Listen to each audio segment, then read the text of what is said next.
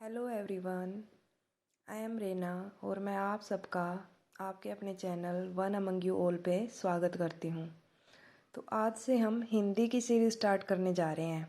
जैसे कल हमने 2 दिन सीडीपी के बारे में पढ़ा, तो आज हम हिंदी की सीरीज़ साथ के साथ स्टार्ट कर लेते हैं।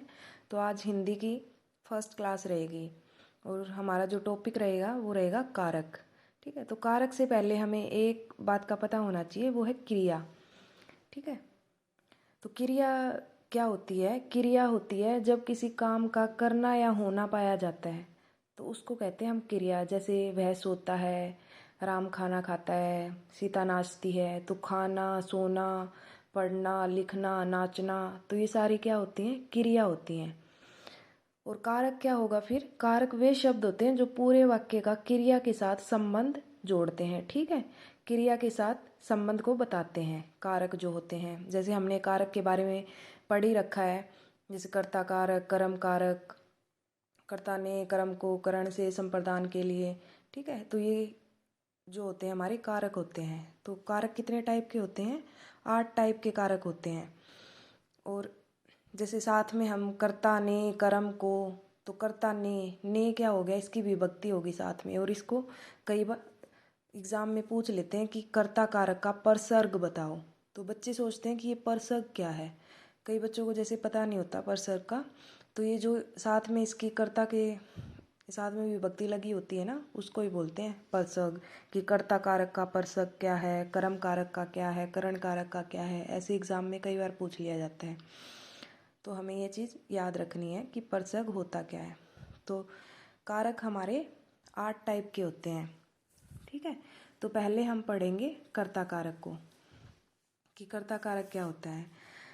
कर्ता कारक होता है, जैसे हिंदी में हम बोल देते हैं, वो क्या, इंग्लिश में हम बोल देते हैं डूअर, करने वाला, काम को करने वाला कौन होता है? कर्ता होता है। ठीक है, या क्रिया को हिंदी में जैसे बोलेंगे हम, क्रिया को करने वाला कर्ता होगा। ठीक है, जैसे मैं पढ़ा रही हूँ, तो मैं यहाँ पे क्या हूँ? कर्ता कारक।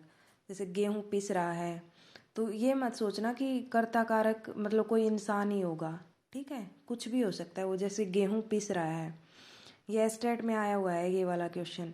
गेहूँ पिस रहा है, तो पिसने का काम किसके ऊपर हो रहा है? गेहूँ के ऊपर हो रहा है। तो इसके अंदर कर्ता कारक कौन हुआ? गेहूँ हुआ।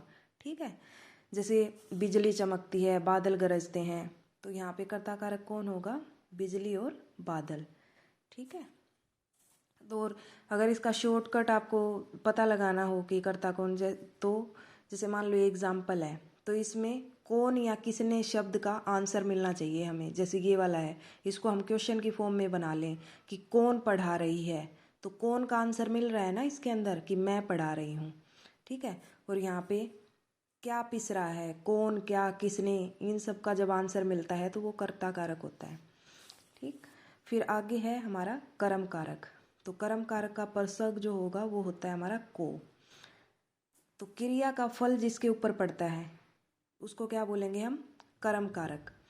ठीक है, जैसे पंडित दूध पीता है, तो पीने का काम किसके ऊपर हो रहा है? दूध के ऊपर हो रहा है, दूध पिया जा रहा है। तो इसमें कर्म कारक कौन होगा? दूध होगा। ठीक है, पंडित कर्ता कारक और पीना क्रिया होगी और दूध क्या होगा? कर्म। मतलब क्रिया का फल, काम का जो फल है वो किसके ऊपर हो रहा है? कर्म कारक के ऊपर होता है। ठीक है, फिर थर्ड आता है हमारा करण कारक। करण से या के द्वारा इसकी विभक्ति होती है, परसर्ग होता है। ठीक है, करण, इसको हम कैसे याद रख सकते हैं कि क्रिया जिस माध्यम से पूरी की जाती है उसको बोलेंगे हम करण कारक। ठीक है, जैसे उसने समाचार पत्र के माध्यम से जानकारी प्राप्त की, तो किसके माध्यम से जानकारी प्राप्त की उसने? समाचार पत्र के माध्यम से। तो यहाँ पर माध्यम क्या हुआ? समाचार पत्र हुआ। तो ये क्या होगा हमारा? करण कारक। उसने क्या हो गया? कर्ता कारक। और जानकारी हमारा क्या हुआ? कर्म कारक।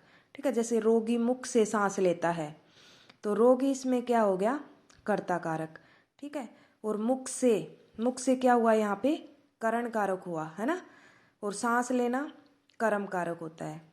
जैसे वह फोन पर बात करता है, तो माध्यम यहाँ पर क्या हो गया? फोन हो गया। तो फोन पर, तो फोन यहाँ पे क्या हुआ? करण कारक हो गया।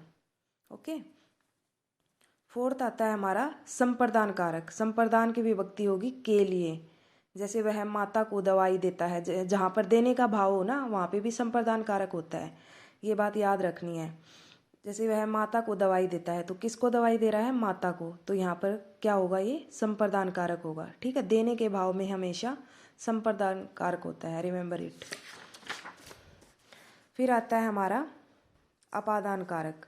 तो अपादान कारक में क्या होता है, अलगाव होता है, मतलब दूर हटने का भाव होता है, अलग होने का भाव होता है अपादान कारक में। ठीक है, जैसे वृक्ष से पत्ते गिरते हैं तो यहाँ पे पत्ते किससे गिर रहे हैं, पेड़ से।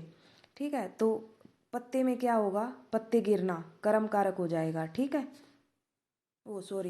वृक्ष से पत्ते किससे गिर रहे हैं, वृक्ष से गिर रहे हैं, पेड़ से गिर रहे हैं, तो इसमें क्या होगा, अपादान कारक होगा, और पत्ते क्या रहेगा हमारा, कर्म कारक। ठीक है, गिरने का फल किसके ऊपर पड़ रहा है, पत्ते के ऊपर पड़ रहा है ना, इसलिए ये कर्म कारक होगा।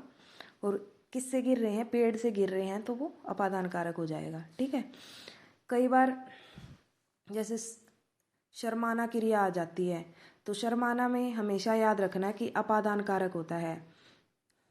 जब क्रिया शर्माना हो, गुरु से शिक्षा ग्रहण करना हो, या फिर तुलना की गई हो, किसी दो चीज़ों का कंपैरिजन किया गया हो, गति का भाव हो, डर का भय हो, वहाँ पर कौन सा कारक आएगा, हमेशा अपादान कारक आएगा। ठीक है, जब किसी चीज़ के लिए कोई कारण आ जाए तो वहाँ पर भी अपादान कारक होगा।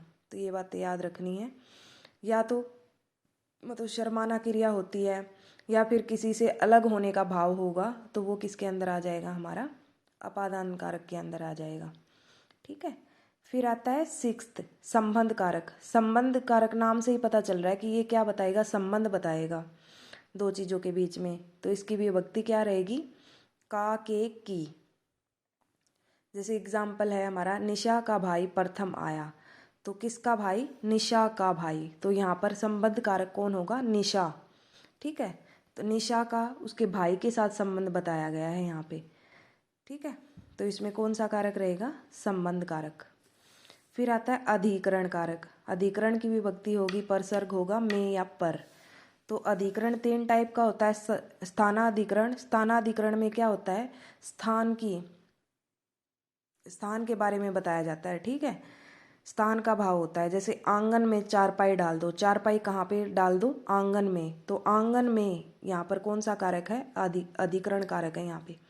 फिर आता है भावाधिकरण। भावाधिकरण में कोई भी भाव दिखाया जाएगा। ठीक है, जैसे बचपन में बहुत गलतियाँ की होंगी, तो यहाँ पर कौन सा भाव दिखाया गया है, बचपन में।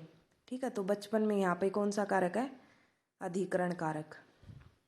फिर आता है कालाधिकरण। कालाधिकरण में समय के बारे में बताया जाएगा, काल के बारे में बताया जाएगा। जैसे हमारी परीक्षा मार्च में होगी, या जैसे हमारी परीक्षा है वो नवंबर या दिसंबर में होती है स्टेट की, है ना, तो कौन सा इसमें कारक होगा, हमारी परीक्षा में, हमारी परीक्षा मार्च, तो मार्च में यहाँ पे टाइम बताया गया है ना, कालाधिकरण हो गया ये। तो कौन सा कारक हुआ, कालाधिकरण कारक। ठीक है, फिर लास्ट आता है हमारा संबोधन कारक। संबोधन कारक में क्या होगा, किसी को हम संबोधन करेंगे, किसी को बुलाते हैं जैसे हम, तो इसमें विभक्ति होती है हे, अरे, ओ। जैसे एग्जाम्पल है, राम इधर आओ, तो इसमें राम और ये साथ में विस्मय आदिबोधक चिन्ह लगा होता है इसके अंदर, तो ये यहाँ पर कौन सा कारक हुआ, संबोधन कारक। जैसे हे भगवान बस करो, तो यहाँ पे भी कौन सा कारक होगा, हे के अंदर संबोधन कारक होगा। ठीक है, और जैसे ये लास्ट वाला एक एग्जाम्पल डाल रखा है मैंने, कई बार पूछा जाता है, इसमें सारे कारक आ जाएंगे तीन चार। जैसे राम ने रावण को सीता के लिए बाण से मारा, तो राम ने, तो कर्ता कौन हुआ यहाँ पर, राम हुआ। किसको मारा, रावण को मारा। ठीक है, तो रावण यहाँ पर क्या हुआ, कर्म हुआ। और किसके लिए मारा, सीता के लिए, तो संप्रदान कारक हो गया। और बाण से, माध्यम मतलब उसने क्या चुना, बाण चुना, है ना, बाण से मारा, तो यहाँ पर होगा हमारा करण कारक। तो ये तो था आज का टॉपिक हमारा कारक के बारे में। 8 कारक होते हैं हमारे, ये क्वेश्चन भी कई बार आ जाता है एग्जाम में कि कारक कितने टाइप का होता है, तो 8 टाइप का होता है, ये बात याद रखनी है। और इनके जो परसर्ग हैं वो हमें अच्छे से याद रखने हैं। ओके, तो आज की क्लास में बस इतना ही। कल हम न्यू टॉपिक के साथ फिर से आएंगे। और अगर आपको ये वाला टॉपिक अच्छा लगा हो तो आप चैनल को लाइक करें, सब्सक्राइब करें और कमेंट करके आप किसी भी अगर टॉपिक में डाउट आता है तो आप लोग पूछ सकते हो। ठीक है, थैंक यू।